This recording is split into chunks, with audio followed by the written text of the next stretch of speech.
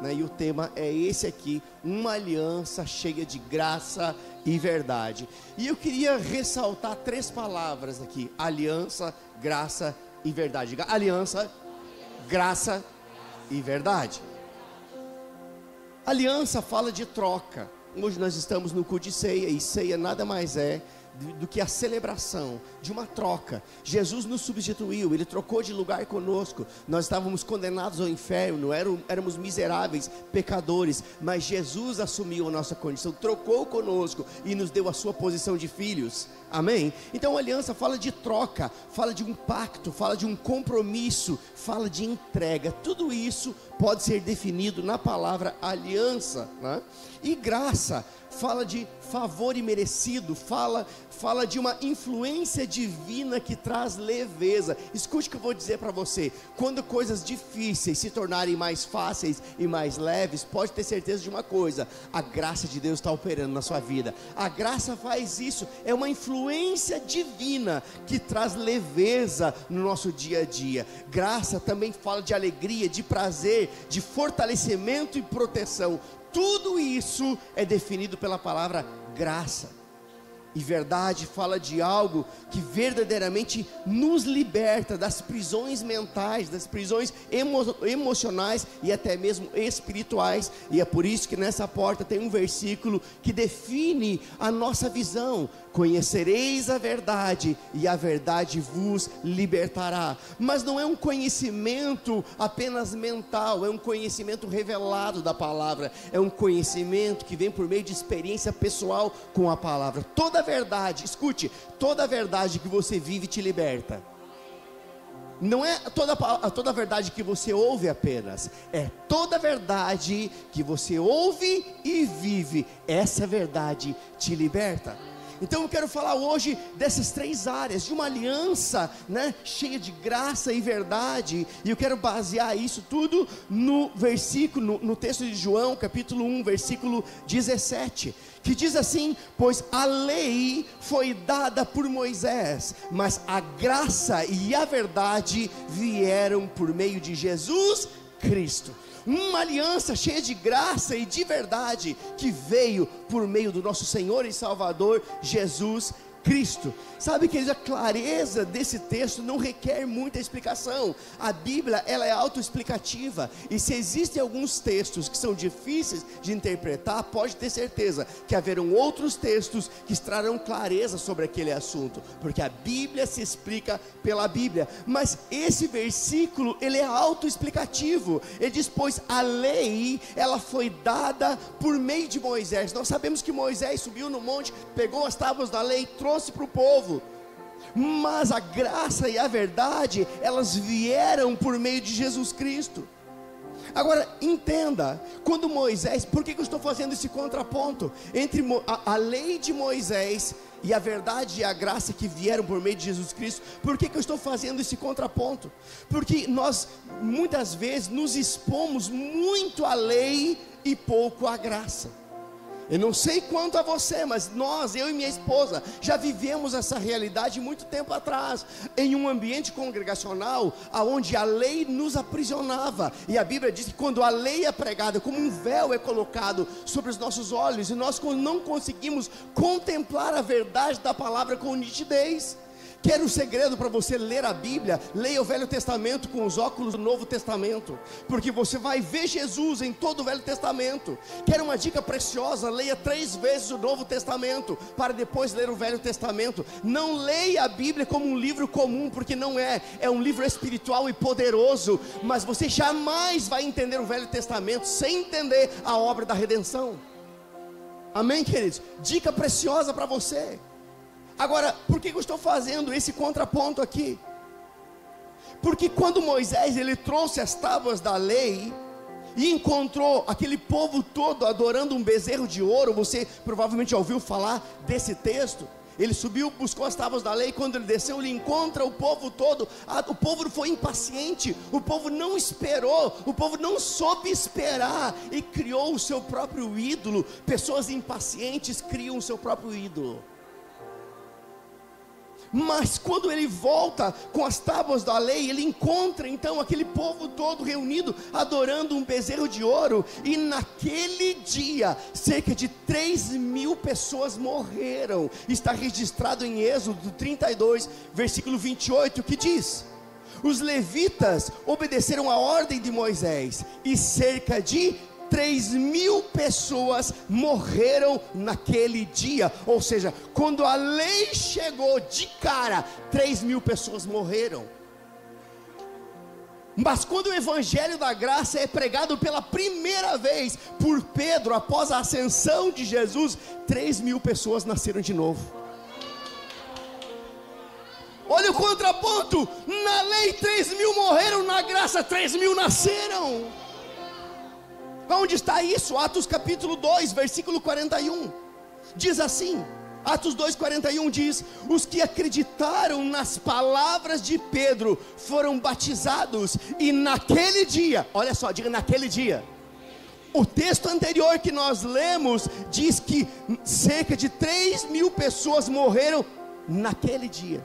No dia que a lei chegou, 3.000 pessoas morreram. Mas o texto que acabamos de ler agora diz que naquele dia que Pedro pregou o evangelho da graça, Jesus, ele foi assunto aos céus, incumbiu os discípulos de pregarem o evangelho. E o Pedro que negou Jesus, sabe de uma coisa? Deus não descarta ninguém. Pedro negou a Jesus. Jesus, ele convoca uma reunião ministerial, chama os discípulos e diz: não esqueçam de Pedro. Sabe, a pessoa que primeiro foi usada após a ascensão de Jesus, justamente aquele que o negou. O que eu quero dizer com isso? Eu quero dizer que por pior que seja o seu pecado, se o seu coração estiver disposto a acerto, Deus vai te levantar e você se tornará um grande testemunho de restauração. Deus vai usar as suas fragilidades como um testemunho de restauração, de que Deus na sua vida é suficiente para mudar a sua história. E quando Pedro lhe prega, cerca de 3.000 pessoas nasceram de novo naquele dia. Isso nos mostra o quê? Que cada vez que o evangelho da graça é pregado, vida se manifesta. Sabe, esta é uma igreja cheia de vida. Aqui o povo celebra mesmo, aqui o povo corre, aqui o povo... Por quê? Porque tem vida naquilo que está sendo falado. Entenda, eu não estou aqui como um animador de plateia, eu não estou aqui como um coach, eu estou aqui para inspirar o seu coração, porque se a palavra não for suficiente na sua vida, nada mais será. A palavra é suficiente. Eu sinto cheiro de vida neste lugar. Cada vez que eu entro aqui, eu sinto cheiro de vida neste lugar. Porque o evangelho da graça está sendo pregado. Não é uma lei que te aprisiona. Não faça, não faça, se fizer vai morrer, se não isso, não aquilo, não. O evangelho da graça não é uma liberdade para você pecar, é uma capacitação para você dizer não ao pecado. Oh, aleluia. Sabe, cada vez que você se expõe ao evangelho de Jesus Cristo, a graça te socorre. Porque o poder de Deus, ele se aperfeiçoa justamente onde você é fraco. Queridos, cada um de nós tem áreas de fragilidade. Não pensa que o seu pastor dorme de gravata, não. Aliás, eu nem uso. É porque tem gente que acha que pastor, ele é um santo imaculado. Ele passa uma semana na minha casa, vai ver os perrengues. Eu não escondo minha humanidade, não. O que eu quero dizer para você é que se nós tivermos um coração acertado, Deus é poderoso para mudar nossa história. Deus é poderoso para nos reconduzir no caminho. Deus é poderoso para nos levantar. Deus é poderoso para fazer através de nós um grande avivamento, primeiramente na nossa casa. Oh, aleluia. Oh, aleluia. Escute, cada vez que você se expõe ao evangelho de Jesus Cristo, graça te socorre. Diga: graça me socorre. Diga: cada vez que eu me exponho à palavra, a graça me socorre. O que pode ser melhor do que ser socorrido pela graça? Quando alguém te empresta um dinheiro no momento de dificuldade, ele até te ajudou, mas quando a graça se manifesta na sua vida, ela resolveu o problema. Oh, aleluia. A graça é isso, é o poder de Deus ganhando força na sua fraqueza, é operando em áreas de fragilidade. Toda vez que você se expõe ao evangelho da graça, toda maldição é quebrada. Ei, escute, você não é amaldiçoado, você é abençoado.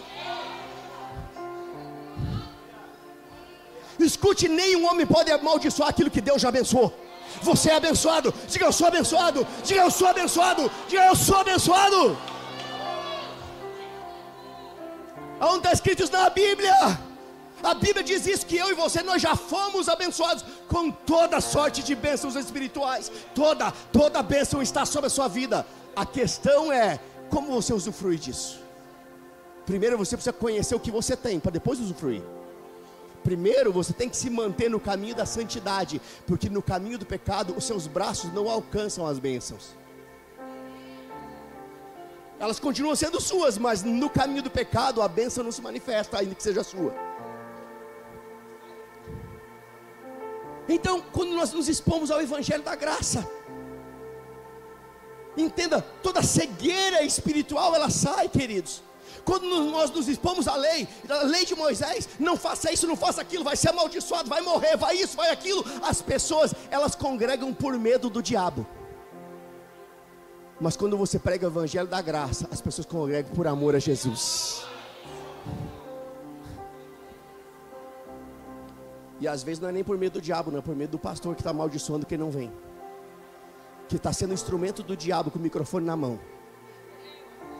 Não gostaria de dizer isso, mas é verdade. Infelizmente, tem homens que aparentemente são de Deus e estão condenando o povo, quando Deus nos chamou para libertar o povo. Oh, aleluia. Entenda a diferença entre lei e graça. Diga, lei e graça. A lei diz faça, a graça diz feito. Concluído. A graça diz tetelestai, totalmente pago. Tudo que tinha que ser feito foi feito na cruz do Calvário. A lei diz você faz, e porque você fez, você vai merecer algo. A graça diz, ei, você não merece, mas a minha graça te socorre. O meu poder se aperfeiçoa na tua fraqueza. Eu te livro do inferno, porque levo os seus pecados sobre mim e te justifico. Agora, portanto, pode chegar diante da trono da graça e encontrar socorro. Oh, aleluia. Sabe, no dia mais terrível da vida de Paulo, sabe o que ele ouviu do Senhor? No dia mais terrível da vida de Paulo, ele não viu do Senhor, ó, está chegando um pix na sua conta para pagar a sua dívida. Ele não viu isso. No dia mais terrível da vida de Paulo, ele disse, não, peraí que eu estou mandando um anjo, carregando um cesto cheio de cura. Não, ele não viu isso, ainda que isso já aconteceu na cruz também. Sabe o que ele ouviu de Deus? Paulo, minha graça te basta.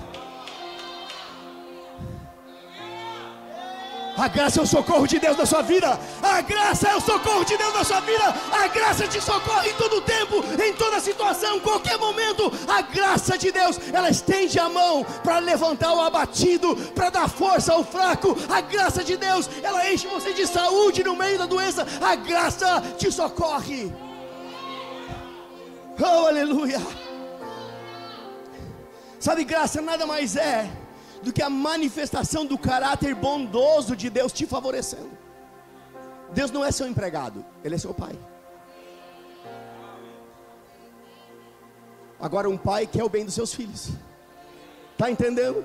Não é porque o filho merece, é simplesmente porque é filho. Está comigo?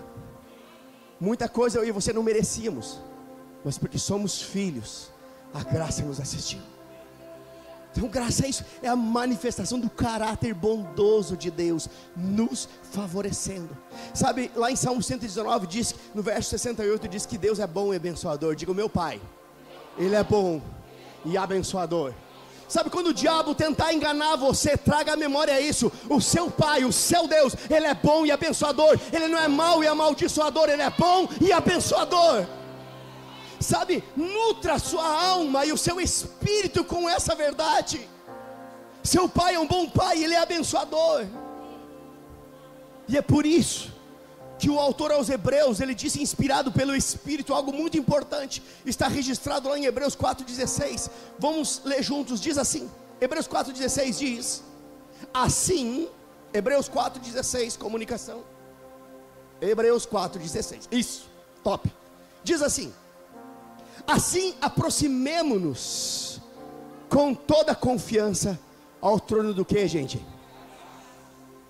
Para um pouquinho, pensa comigo.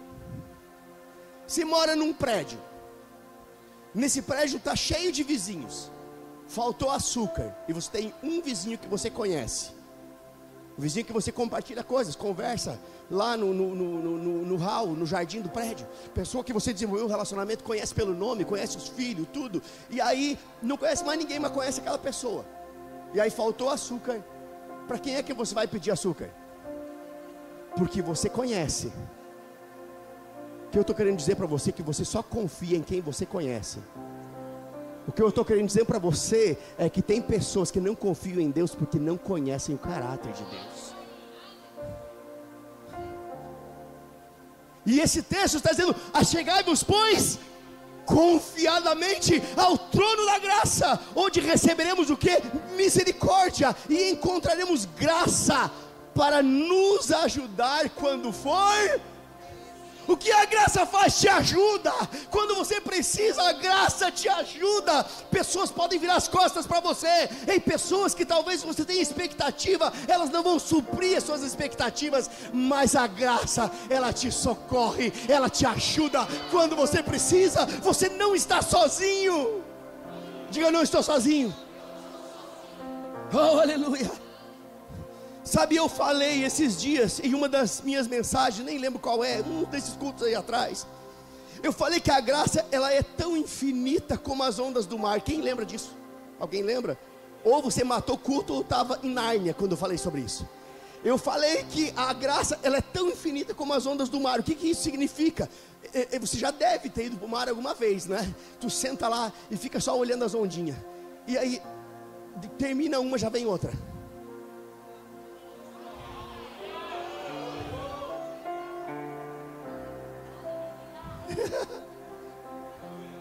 É exatamente assim que é a operação da graça na vida do crente. Mal uma bênção chegou, já vem outra na sequência. Você não tem expectativa de que Deus vai fazer, só tem expectativa de que vai chegar aquilo que Deus já fez em Cristo. Ei, a graça te assiste como as ondas do mar, uma bênção depois da outra. Ei, escute, eu declaro um tempo de coisas tão intensas da parte de Deus na sua vida, que você não vai conseguir nem digerir direito uma bênção, e já vem outra, e já vem outra. Você vai receber lapada de bênção, uma atrás da outra, uma atrás da outra, uma atrás da outra, reconhecendo quem Deus é na sua vida. Ele será glorificado, o crédito ficará com Ele. Oh, aleluia, oh, glória a Deus. Quem crê nessa verdade? Quem crê celebra. Quem crê celebra. Escute, quando você crê, a Bíblia diz: todo aquele que crê e recebe, assim é. Sabe quando isso vai se tornar uma verdade na sua vida? Não é apenas quando você crê, é quando você crê e receber. E quem crê e recebe não espera ver, ele já celebra antes. Oh, ele já celebra antes. Ele já celebra antes. Ele já tem pela fé. Oh, aleluia. Sabe, tudo isso só foi possível por causa da obra da redenção realizada por Cristo Jesus, o qual Ele se fez pobre por amor de nós. Eu gosto dessa parte da Bíblia que diz que Ele sendo rico se fez pobre por amor de vós, para que na sua pobreza vós fosseis enriquecidos. Aonde está isso, pastor? 2 Coríntios 8:9, põe para mim lá, por favor.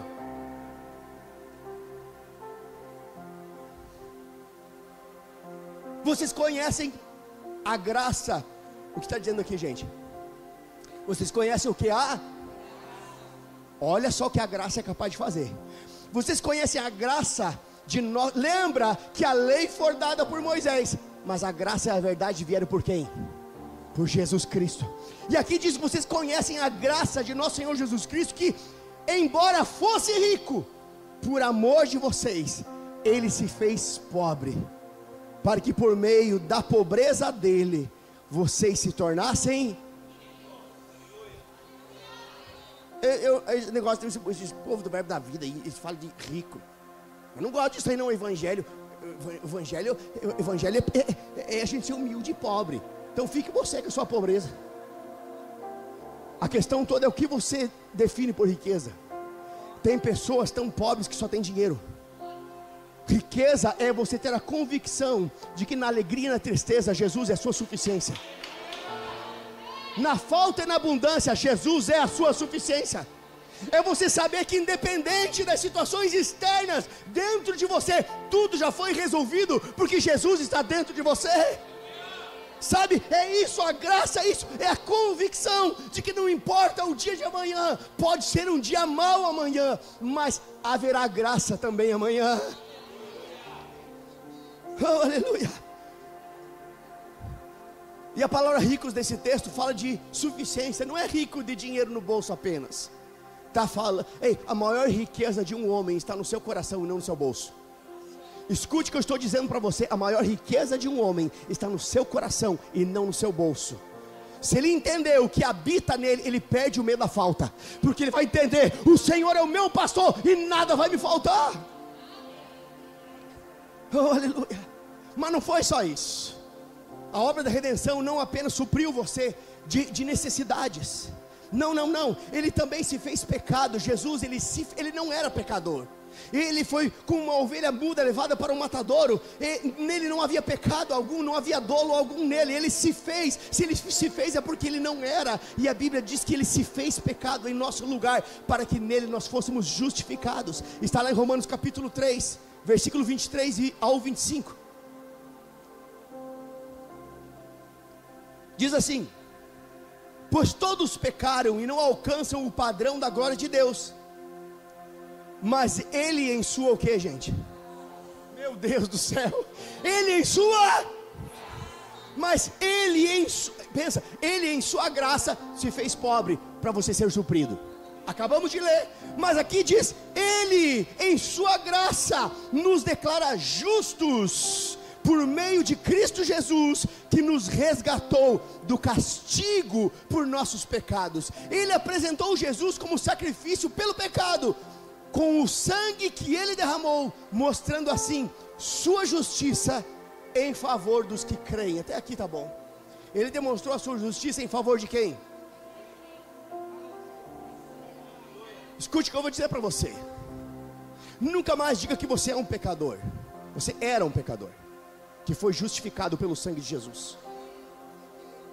Isso quer dizer o que? Que você nunca peca? Não, eu estou dizendo que você pintar uma parede na sua casa não faz de você um pintor. Eu estou dizendo que se você escorregar no pecado, não torna você um pecador. Eu estou simplesmente dizendo que Jesus é aquele que pagou o preço do seu pecado, para que você fosse justificado, e uma pessoa justa pode agora se achegar na presença de um Deus justo. Lembra que a graça é justamente isso, é uma capacitação divina para você dizer não ao pecado. Mas se pecardes, temos um advogado junto ao Pai, que uma vez que nós nos arrependemos, e arrependimento implica em mudança de comportamento, nós somos reconduzidos a um estado de justificação novamente, e podemos nos achegar diante do trono da graça sem medo, porque um justo falando com um Deus justo. Não sou justo por aquilo que eu fiz, mas por aquilo que Cristo fez por mim. Não é por mérito, é favor imerecido. Entenda que Jesus, ele foi o sacrifício pelos nossos pecados, ele foi o sacrifício pela nossa miséria, mas ele também foi o sacrifício pelas nossas doenças.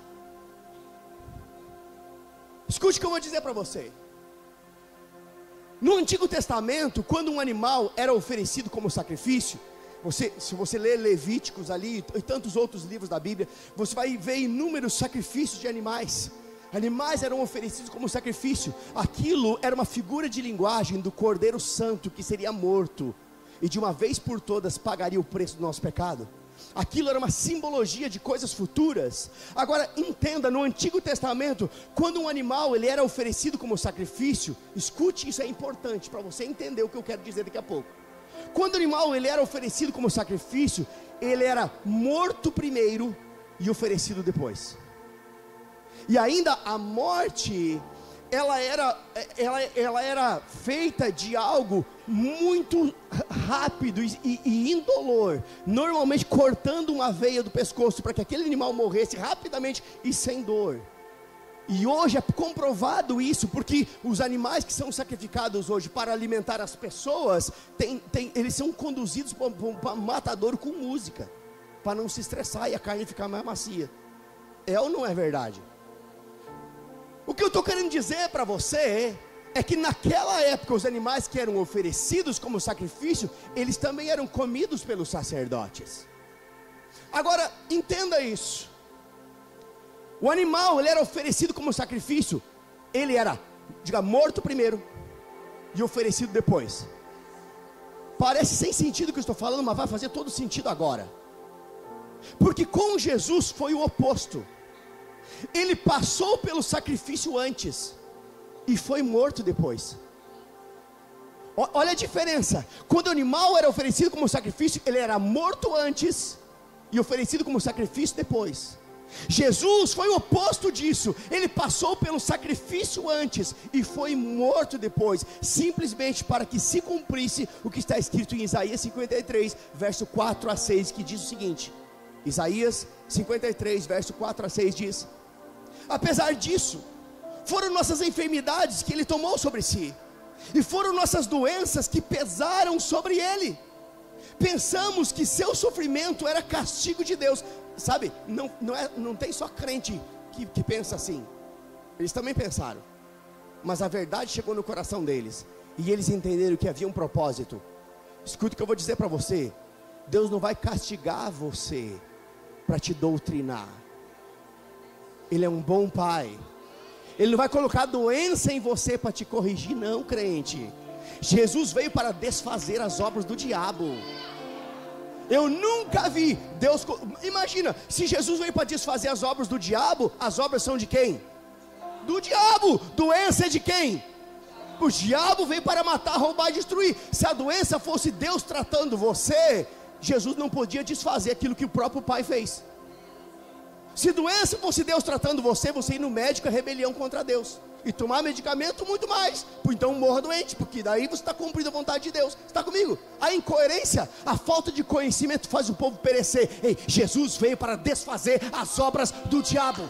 Jesus é aquele que cura, que restaura, que dá vida. Oh, aleluia. Pensamos que seu sofrimento era castigo de Deus, castigo por sua culpa. Mas ele foi ferido por causa da nossa rebeldia e esmagado por causa dos nossos pecados. Sofreu o castigo para que fôssemos o quê?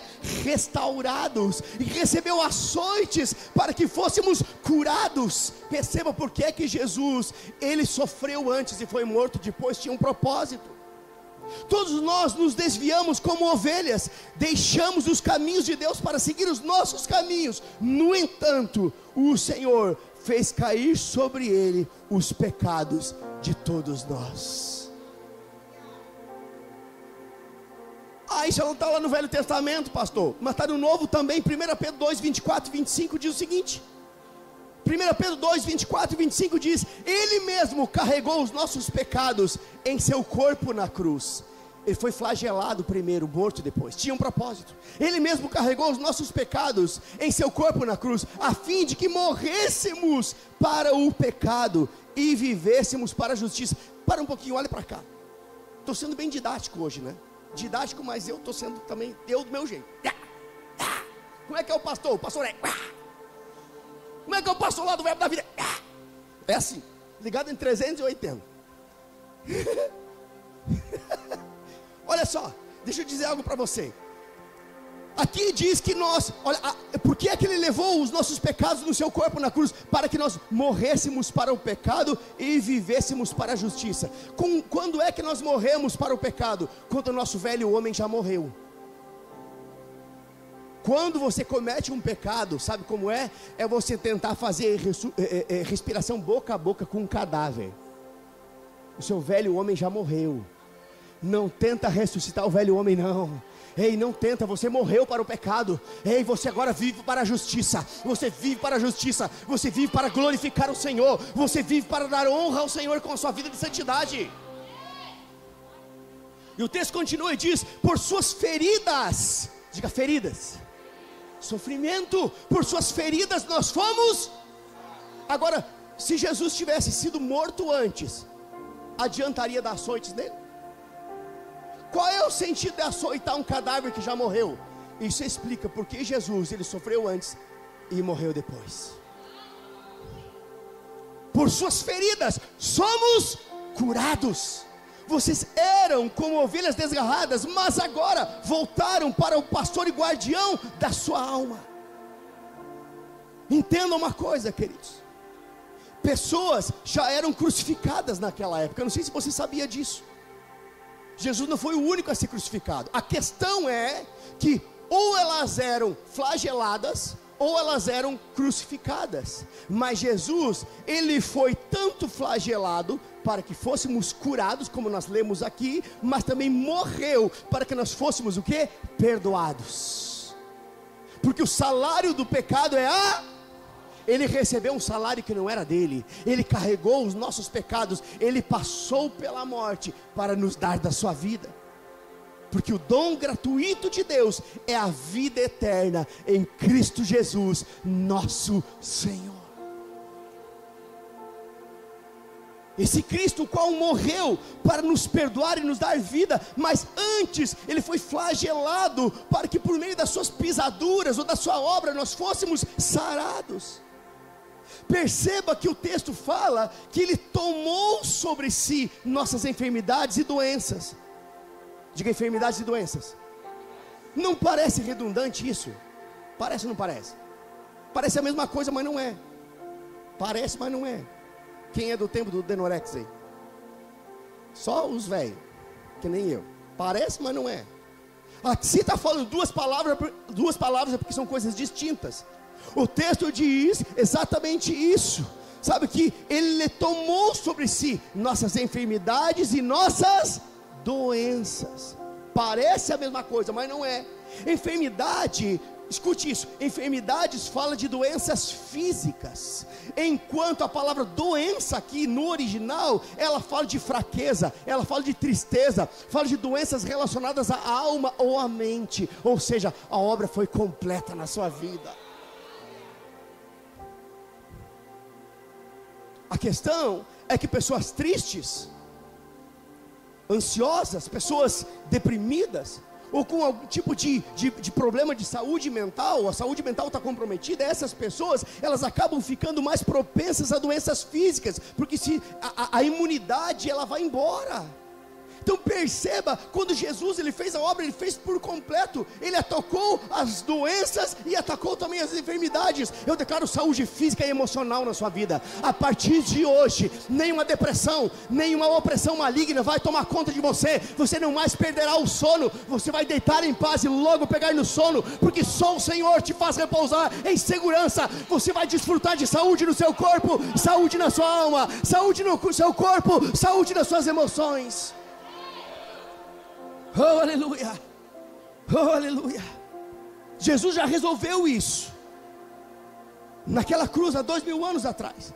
E é por isso que nós celebramos a ceia do Senhor não com tristeza, não, mas com alegria. Sabe por quê? Porque o nosso Redentor vive. Eu não sei quanto a você, mas eu já vivi essa época também, onde participava da ceia do Senhor, eu entrava em prantos. Meu Deus, o meu Jesusinho morreu sim, foi açoitado, ele foi dilacerado para que nós fôssemos curados, mas morreu para que nós fôssemos perdoados e recebêssemos da sua vida. Mas a morte não pôde detê-lo, a morte não pôde detê-lo, a morte não pôde detê-lo. Oh, aleluia. E é por isso que nós celebramos a ceia do Senhor não com tristeza, mas plenos de alegria. Por quê? Porque o nosso Redentor vive. Mas o fruto do seu penoso trabalho está disponível para todo aquele que crê. Quem crê aqui? O trabalho de Jesus foi penoso. Tudo que Jesus fez gerou um resultado, um crédito. E Isaías profeticamente diz: e ele verá o fruto ou o resultado do seu penoso trabalho e ficará satisfeito. Sabe quando Jesus fica satisfeito? Quando você usa aquilo que ele te deu. Não tem coisa pior do que você dar algo para alguém e aquela pessoa guardar o que ela ganhou. Eu não tenho tempo para contar aqui um testemunho que me deixou muito triste há muitos anos atrás. Quando eu abri mão de algo que eu gostava e que eu tinha pouco para dar para alguém que não tinha nada. E levou meses até que eu vi aquela pessoa usando.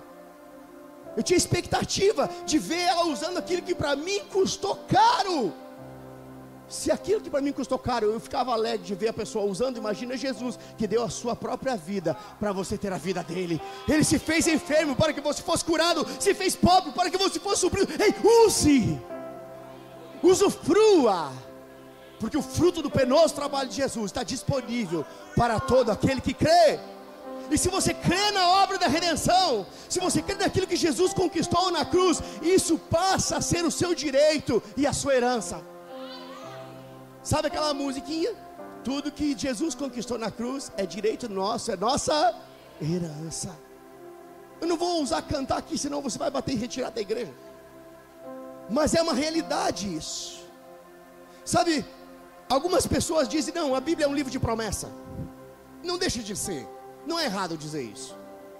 Diga, a Bíblia é um livro de promessas. Mas eu digo para você que a Bíblia é muito mais do que isso. A Bíblia é um livro que rege a sua herança. Eu não sei se você sabe, mas ela está dividida em dois tempos: Velho Testamento e Novo. Quando uma pessoa em vida deixa algo para alguém, ela tem que fazer o quê?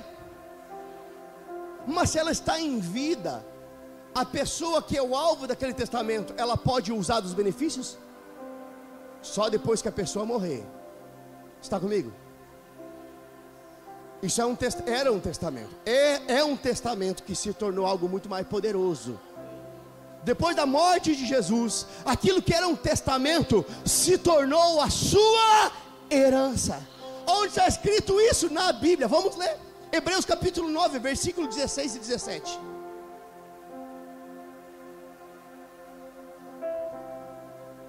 Hebreus 9, 16 e 17 diz assim: quando alguém deixa um testamento, diga testamento. Quando alguém deixa um testamento, é necessário o quê? Comprovar a morte daquele que o fez. O que é necessário? Comprovar a... Sabe por que Jesus morreu naquela cruz? Para que todos pudessem comprovar a sua morte.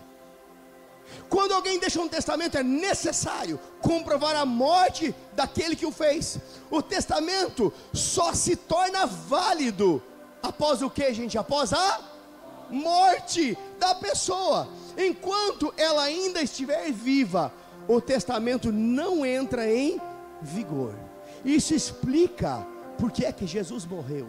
Jesus morreu para validar o testamento e tornar ele uma herança para você. Testamento você espera, herança você usufrui. Testamento você aguarda, herança você usufrui. Aqui está o livro da sua herança. Aqui está escrito tudo aquilo que Jesus conquistou na cruz e te deu gratuitamente. O Ministério de Música pode subir, parece que está terminando. Aleluia. Agora, o nosso Jesus que morreu para validar a herança, ele também ressuscitou. Sabe por que ele ressuscitou? Ele ressuscitou para ver o fruto do seu penoso trabalho na minha vida e na sua vida. Eu fico imaginando, sabe, a minha mente é muito criativa, gente. Às vezes eu fico imaginando o Senhor ouvindo algumas orações ridículas. Que são orações ridículas? É quando você pede aquilo que você já tem. Cura você não pede, você toma posse, já é seu. Ei, é seu, é sua herança. Eu tomo posse, Jesus conquistou para mim naquela cruz. Pela fé, eu pego a minha cura, eu me aproprio daquilo que é meu. Está entendendo? Senhor, me dá. E o Senhor está dizendo, filho, eu já te dei. Desembrulha o pacote. Ei, desembrulha o pacote. Como que eu desembrulho o pacote, pastor? Ei, desembrulha o pacote. Ei, desembrulha o pacote e descubra o que é seu. Desembrulha o pacote. É um bom tempo para uma mensagem. Já tenho duas já. Eu vou pregando e já está chegando. Vai vir uma mensagem daqui a um tempo. O tema vai ser desembrulha o pacote. Já tenho outra mensagem do culto anterior que eu preguei, que é não seja um crente vacilão. Já. Olha só. Que negócio é de crente vacilão? Vai e veja, assista. Tá lá, ou outra vez vem nos dois cultos, que não é pecado. Você é resultado daquilo que você come. Se quer ficar forte comendo um sanduíche uma vez por semana, não vai rolar. Tem gente que vem o culto uma vez cada 15 dias e acha que vai se manter de pé na hora da pressão. Não vai não, queridão. Você precisa comer Bíblia, se expor a palavra. Deixa a palavra entrar em você, te manter de pé, fortalecer o seu espírito. Oh, aleluia. Mas vamos voltar aqui. Isaías 53, verso 11 e 12, diz assim. Isaías 53, verso 11 e 12 diz: quando ele vir tudo que resultar da sua angústia. Gente, pode, já que o tempo está passando, mas vamos projetar aí. Quando ele vir tudo que resultar da sua angústia, ficará o quê? Satisfeito em ver você usufruindo, crente. Por causa de tudo que o meu servo justo passou, ele fará que muitos estejam ou sejam considerados o quê? Ele fará com que muitos sejam considerados o quê? Mas muitos não é todos. Quem são esses muitos? Todos aqueles que aceitaram Jesus como Senhor de suas vidas. Eram pecadores, se tornaram justos. Eu não acredito nesse negócio, pastor. Então vai passar uns perrengues, porque a Bíblia diz que muitas são as aflições do justo, e de todas o Senhor as livra. Tem livramento para justos, não para pecadores. Se você quiser ser um pecador, está isento de livramento, vai passar de largo. Está comigo? Você me ama ainda? Então está tudo bem. Quando você não for embora por raiva de mim, está tudo certo. Por causa do que o meu servo justo passou, ele fará que muitos sejam considerados o quê? Aí explica por quê. Pois levará sobre si os pecados deles. Eu lhe darei as honras de um soldado vitorioso. Está falando para quem? Para Jesus aqui. Eu lhes darei as honras de um soldado vitorioso, pois ele se expôs à morte, foi contado entre os rebeldes, levou sobre si a culpa de muitos e intercedeu pelos pecadores. Eu vou explicar o que é interceder. Venha cá vocês duas. Aí você fica no meio. Cris, fica aqui. Aqui está Jesus, Jesus loiro, né? E lá está Deus. Deus, Ele não compactua com o pecado. Por quê? Porque Deus não compactua. A Bíblia diz que os nossos pecados fazem separação entre nós e o nosso Deus. Mas a Bíblia diz que a obra de Cristo fez com que muitos pecadores fossem considerados justos, porque o pecado deles foi levado por Jesus. E diz mais, Jesus intercedeu por eles. Imagina comigo, eu sou um pecador tentando me aproximar de Deus, não consigo, porque Deus se afasta, Deus repele o pecado. Aí vem Jesus e se coloca no meio e faz a ponte entre aquele que era pecador e o próprio Deus, porque Deus agora me olha pela lente do Espírito, porque sobre mim eu estou vestido de Cristo. Quando Deus olha para mim, Ele vê o Cristo que me reveste, e agora eu estou conectado com o Pai, não por aquilo que eu fiz, por aquilo que Cristo fez por mim. Sabe o que nós celebramos hoje? Esse memorial de uma aliança que me reconectou com o Pai. E eu queria já chamar o pessoal que vai distribuir a ceia aqui. Pode ficar aqui na frente já. Você pode ficar de pé também. Oh, aleluia. Sabe, eu creio firmemente no meu coração que essa é uma noite onde situações serão resolvidas na vida de pessoas aqui. Eu creio firmemente no meu coração que essa é uma noite onde situações serão resolvidas na vida de pessoas aqui. E se você for capaz de crer, é assim que será na sua vida. Se você precisa de situações sendo resolvidas, se você for capaz de crer, assim será. Porque se creres, verás a glória de Deus. Agora, tudo começa em Jesus. Não existe solução para nada na nossa vida, a não ser por meio de Jesus Cristo.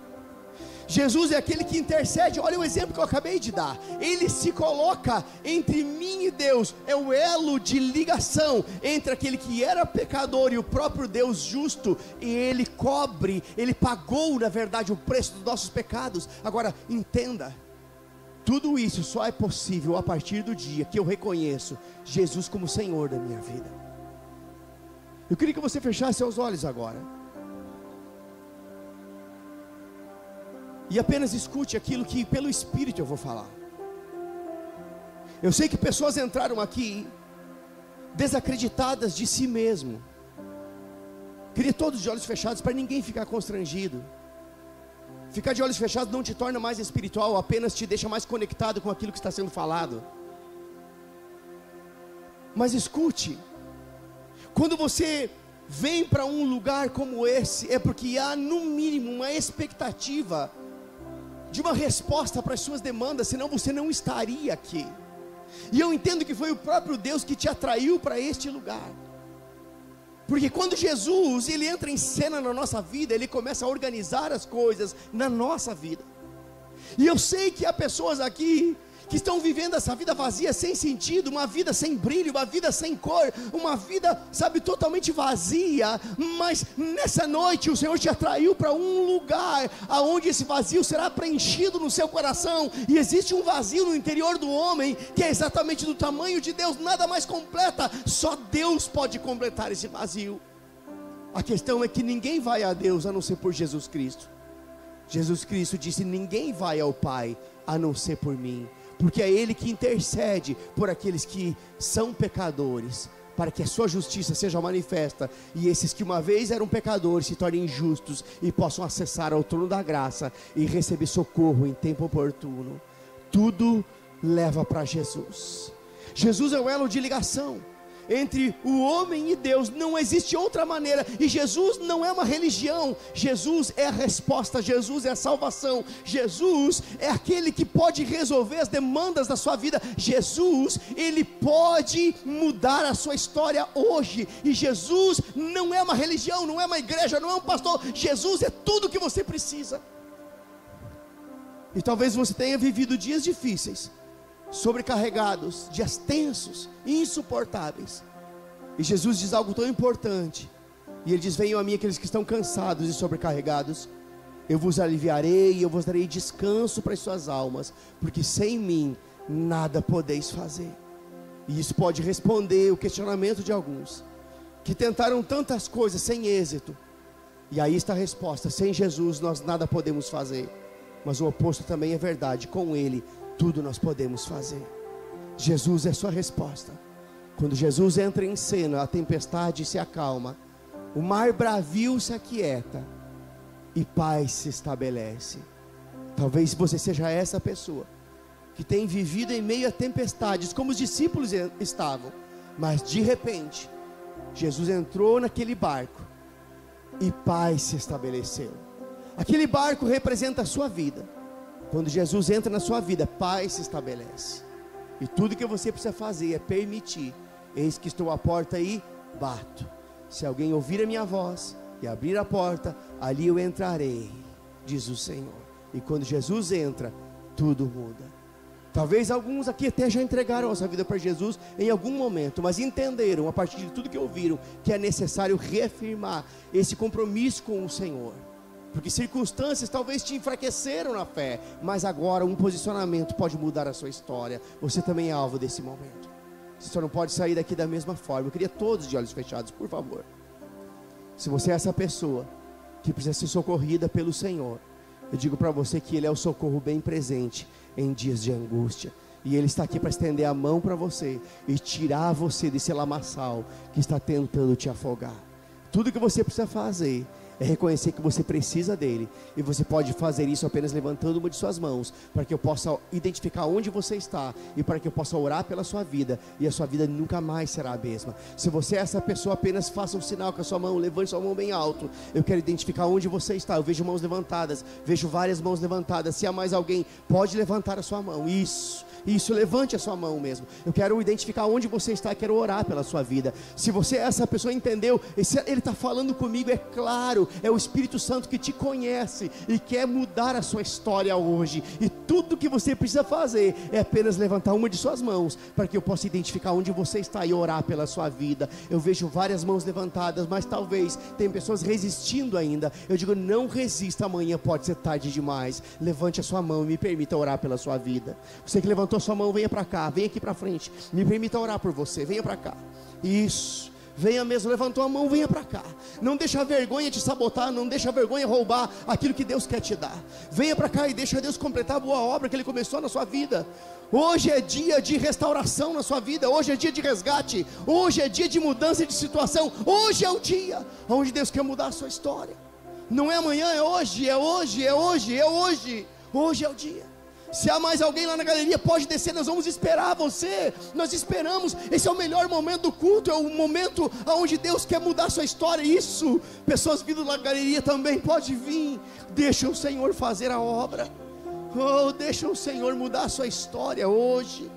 Oh, aleluia, venha para cá, tem gente vindo ainda. Oh, glória a Deus. Oh, glória a Deus. Oh, aleluia. Olha aqui para mim, por favor, vocês que vieram à frente. Sabe, Deus, Ele trabalha intencionalmente, com propósito. E vocês estarem aqui hoje, no terceiro culto desse domingo, é porque houve uma intenção no coração de Deus. Deus, Ele tinha uma intenção a respeito de vocês. E com laços de amor, Ele atraiu vocês para este lugar, com a intenção, com o propósito de mudar a história e o destino de vocês. E vocês virem à frente, está dando a Deus a oportunidade de dar a vocês um recomeço a partir de hoje com Ele. Eu queria que você que veio à frente curvasse a sua cabeça e repetisse uma oração bem simples comigo, da qual toda a igreja vai repetir, se identificando com vocês. A igreja estenda as mãos para cá, mas vocês que vieram à frente em alto tom, digam: Senhor Jesus, nessa noite eu ouvi a Tua palavra e eu entendi que sem você eu nada posso fazer. Portanto, eu decido entregar a minha vida totalmente em Tuas mãos.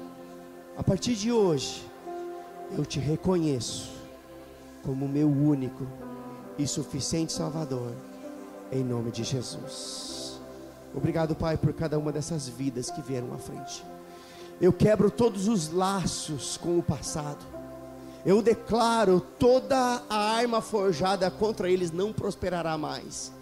Eu declaro: todos os vínculos com o passado são quebrados hoje.